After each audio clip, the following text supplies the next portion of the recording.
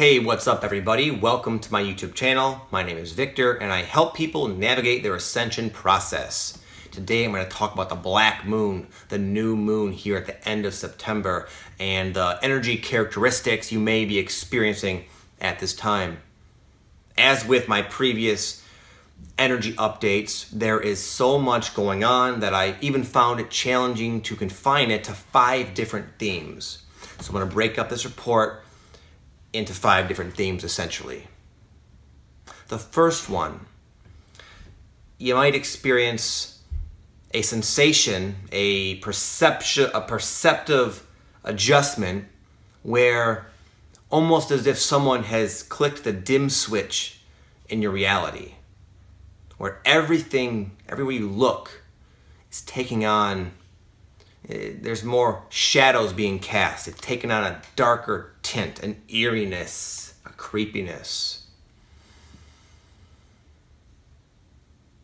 Ironically, what has actually happened is someone turned on the lights. And now you're just seeing things more for what they really are. And it's not always pretty. We're constantly discovering that much of our manifested reflective life has been created out of unconsciousness. And as the lights get turned up, you see the darkness in what stands before you. But from this data, from this energetic clarity, you will go and you will make positive new decisions, thereby lifting yourself out of it and going forth in a new direction, more representative of your true core natural self. Therefore, even with the lights blinding, everything will eventually appear very bright and light and pleasant and beautiful. But in order to have that effect, you have to go through your own darkness, deal with your own creation. And having that dimmer effect can be very helpful, though, again, a bit creepy, almost like you're walking around in a dark astral dream. But again, use it in a positive way and you will get a positive effect always. Number 2, which is sort of similar to number 1, is you will experience sobering synchronicity. The truth of what's going on inside will be mirrored out in reality at a frequency that we are just not used to. It's no longer where you see 1111 every 3 days and say, oh wow, yeah, great, I'm on the right path, wow, excellent. It's now whatever is present on the surface of your consciousness is all over the place. Not just in numbers, songs on the radio, cars drive by with a brilliant message that tells you exactly what you're thinking or feeling. You might walk into a room and hear a commercial in the background that just happens to be basically talking to you. You're on the streets and someone says, hey, and what they say is just mind-blowing and in sync with what's going on. And as neat as this sounds, the challenge becomes in deciphering what it all means. And what you're going to find, a lot of you, is a bunch of contradictory synchronicities. I love this. I don't like it. It's bad because of this. Let's do this. No, don't do that. I want this. No, you don't. Because we're all a mixed bag right now, a mixed bag of intentions, vibrations, frequencies emanating out of us now at faster rates than ever, now being reflected more quickly than ever. It can make you feel as if you don't know what the hell's going on. You don't know what's going on with yourself. It's just all a big blur. It's all interconnected and webbed together and you can't make sense of it yet. And a lot of the synchronicity is going to pertain to ego crap that's coming up, that you're feeling and seeing and becoming more aware of for the first time. And you're seeing it out there in events, circumstances, numbers, synchronicities, songs, anything, dreams. But in this state, you have to allow yourself to adjust to this new wave of energy we're all immersed in. Because it's almost impossible to make sense of things and and really decide what it's all trying to tell you in the beginning, because there's just too much of it and it's just quite confusing. So in this state, as distressing as it can be, as off-putting, unsettling as it can be, just do your best to be as objective as possible. Remember, anytime you see a synchronicity that you don't like, it's probably not really you, and there's an ego aspect on its way out. You don't really have to worry about it too much. But just stay cool, let the picture come together, and trust, and just reflect on your own past to have that trust that it always works out. The picture always becomes clear. And then in this new clarity, even though it was a little bit jumbled in the beginning as it was piecing itself together, you can go forth, you can start anew, fresh. And once again, as always, as all aspects of your awakening do, you will have a positive effect of it. Number 3 is you might experience a very interesting sensation where the dreams that you want and are holding begin to manifest faster than you are ready for, or you feel ready for.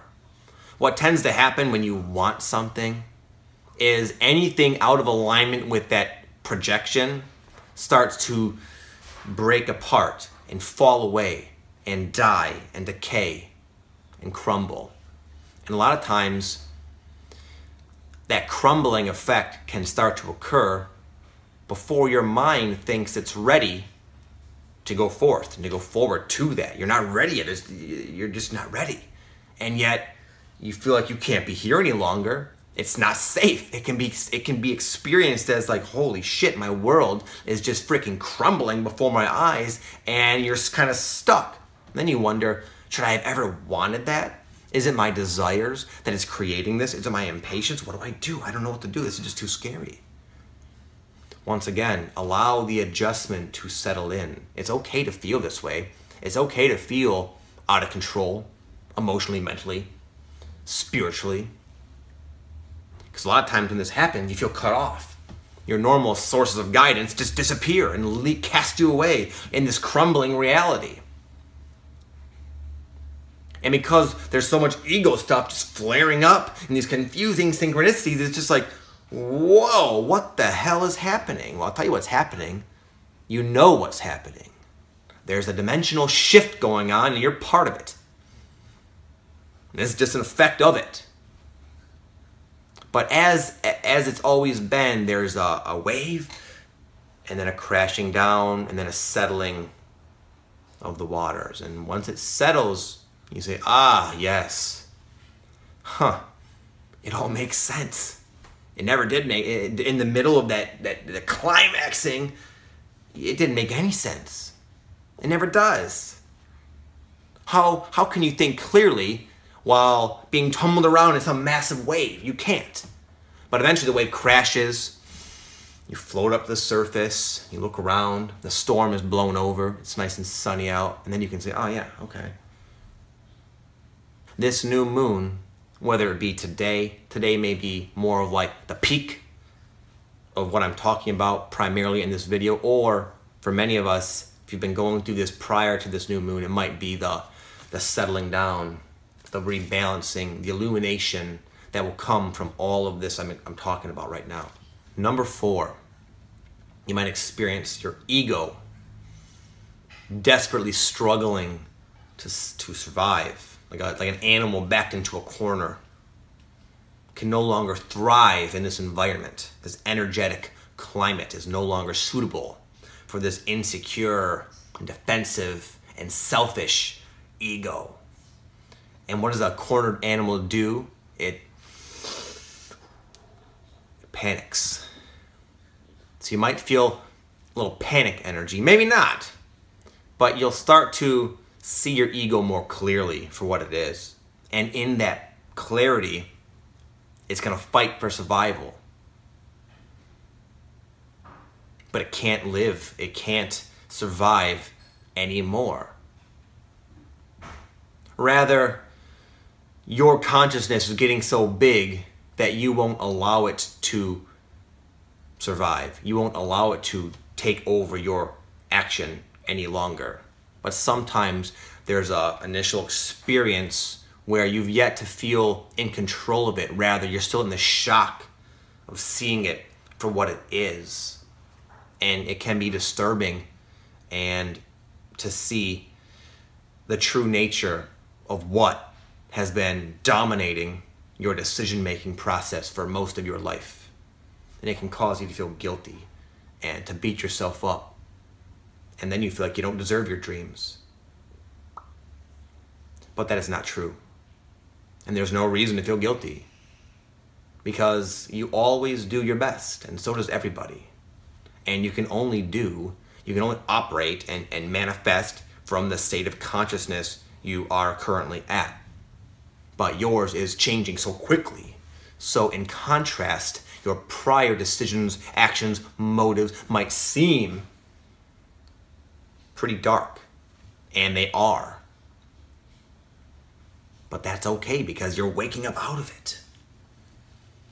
And beyond that shock of awareness, again, breed, birth new courses of action, new behaviors, new ways of being, new ways of relating with other people. Much more peace, love, and understanding comes out of this experience of waking up.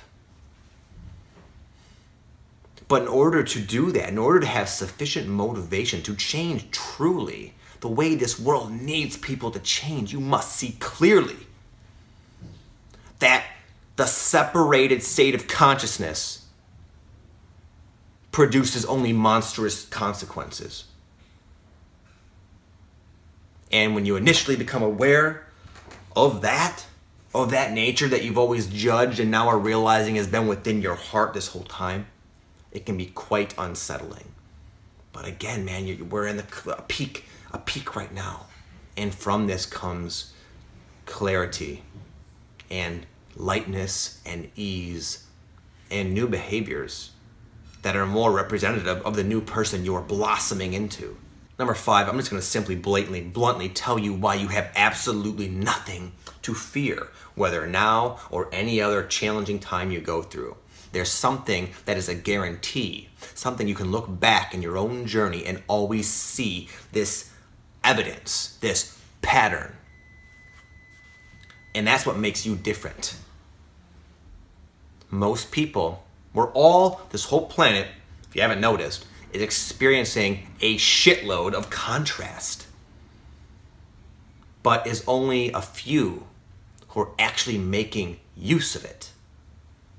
And you can see the temptation of slipping in to the victim mentality and allowing it to swallow you up. You are one of the strong ones who experiences it perhaps more intensely than others because you choose not to escape from it. But in doing so and being that bold and that confrontational with this energy, this battle of dark and light, you're the light and the darkness is the contrast. You use that darkness for fuel of the ever-expanding flame of your divine consciousness. You are using it to help lift you up out of it. You always make use of it. You always turn a challenge into a positive manifestation. And you're going to keep doing that and keep doing that and keep fueling your fire to the point where no darkness will exist in your consciousness, in your massive divine flame. And right now, someone just tossed on a bunch of freaking big-ass logs. And it's like, oh, shit. So the fire kind of died down. It's feeling smothered right now. It's just smoking. And you're just like, yuck, man, great, this is nuts. But what happens eventually? Enough oxygen gets blown on that fire. The logs, you ship the log around, and then they start to ignite. And then that fire is burning brighter than ever. And then those logs, eventually you come back the next morning and they've turned a nice gray ash.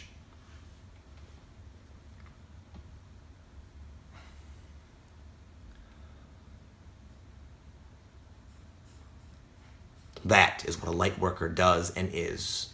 That is what you are and do And you can rest assured, not because I'm telling you to, because you know that's what you will continue to do.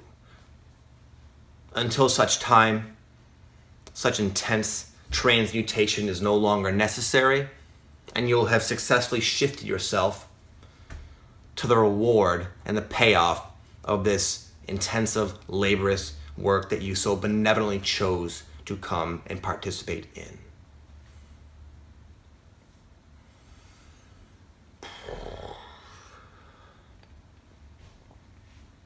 So that's that, guys. I hope you enjoyed that. I wish you all well on your path. I am very impressed at how many of you are so strong and so courageous at these challenging times. We can all feel the intensity right now, and some of us might be kind of pulling out of it. This new moon is going to help you. It's going to bring a wave of fresh air. What I'm describing is kind of what's been going on this past week, and maybe right now it's climaxing, but you're going to come out of it soon, okay? And you're going to be able to see the benefit of it, even if what I just said seems impossible. You might not feel like it's possible to see a benefit in what you might be experiencing, but it is, and you will. And as always, it will be okay. So thank you very much. I wish you all the best. I will speak to you soon. Namaste. Peace out.